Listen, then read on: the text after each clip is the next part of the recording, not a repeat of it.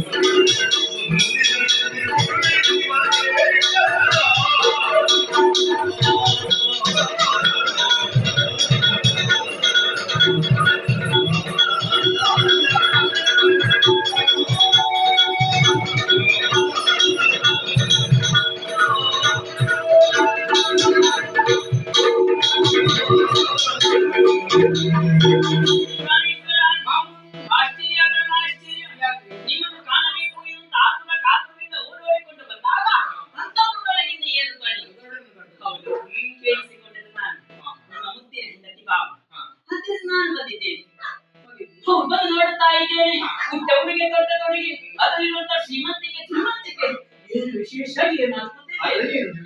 ಇದೆಲ್ಲ ಹೊಸದಾಗಿ ಕಾಣುತ್ತಾ ಉಂಟಲ್ಲ. ಹೌದು, ಪೆಟ್ಟಿಗೆ ನಾವು ಎತ್ತ ಹೊರಟಿದ್ದೀರ ಅರ್ಥವಾಯಿತು. ಹೆಂಡತಿ ಹೆಣ್ಣು ಹೋಗ್ತಾ ಇದ್ದಲ್ಲ, ಬಿಡುವುದಿಲ್ಲ. ಜೊತೆಲಿ ನಾನು ಬಿಸಿತಲಾಗಿದ್ದೇನೆ. ಆದರೆ ಕೇಳುವುದು ಒಂದೇ, ನಿಮ್ಮ ಪಯಣ ಯಾವ ಕಡೆಗೆ?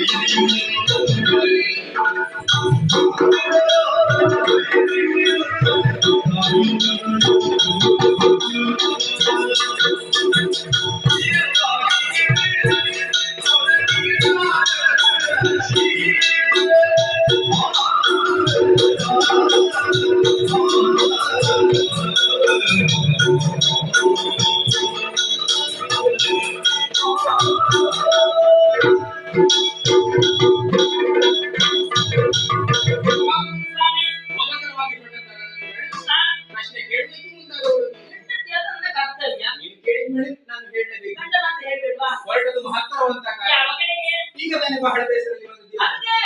ಆದ್ರೆ ಕಷ್ಟ ಬಂದಿದೆ. ನರಕಾಸುರ ತನ್ನ ಸೇನೆಯನ್ನು ಕುಡಿಕೊಂಡು ದೇವಲೋಕಕ್ಕೆ ದಾಳಿಯನ್ನು ಮಾಡಿದ್ದಾನೆ. ಇಂದ್ರಾದಿ ಸುಮನಸರನ್ನು ಸೋಲಿಸಿ ಅಲ್ಲಿರುವ ಸಂಪತ್ತನ್ನು ಅದನ್ನು ಪುರಕ್ಕೆ ಕೊಡಿದ್ದಾನೆ. ದೇವೇಂದ್ರನಿಗೆ ಅಭಯದ ಮಾತನಾಡಿದ್ದೇನೆ. ಚಿಂತೆ ಮಾಡಬೇಡ, ನಿಮ್ಮ ಕಷ್ಟವನ್ನು ಪರಿಹರಿಸಿಕೊಡುತ್ತೇನೆ. ದುಡಿದಂತೆ ನಡೆಯಬೇಕಾದ್ರೂ ನನ್ನ ಕರ್ತವ್ಯ.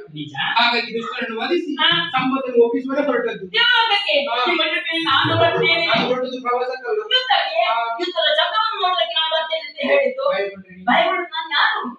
ಅದು ಲೋಕಕ್ಕೆ ಗೊತ್ತುಂಟು.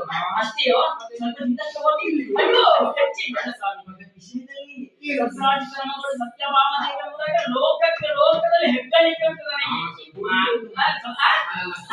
ಲೋಕದಲ್ಲಿ ನನ್ನಲ್ಲೆಲ್ಲ ಲೋಕದಲ್ಲಿ ಈ ಪುರದಲ್ಲಿ ನಡೆಯುವಂತ ಪಾರಿಜಾತದ ಪ್ರಕರಣ ಅಗತ್ಯ ಬೇಕಾಗ ನಾವು ಮಾತನಾಡಿಕೊಂಡು ಭಾಮ ಮುಂದೊಂದು ದಿನ ನಿನ್ನನ್ನು ದೇವಲೋಕಕ್ಕೆ ಕರೆದುಕೊಂಡು ಹೋಗಿ ಪಾರಿಜಾತ ವೃಕ್ಷವನ್ನು ತೋರಿಕೊಂಡು ಈವರೆಗೆ ಇருந்து ನಾನು ಯಾವತ್ತೇ ಬಂದು ನೋಡ್ತಾ ಇದ್ದೆ.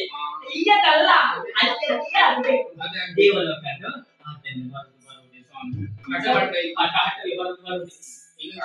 ಮುಂದಿನ ನಿಮಗೆ ಕಷ್ಟ ಆಯ್ತು. ಸಮಯ ಸಾಗೋಣ.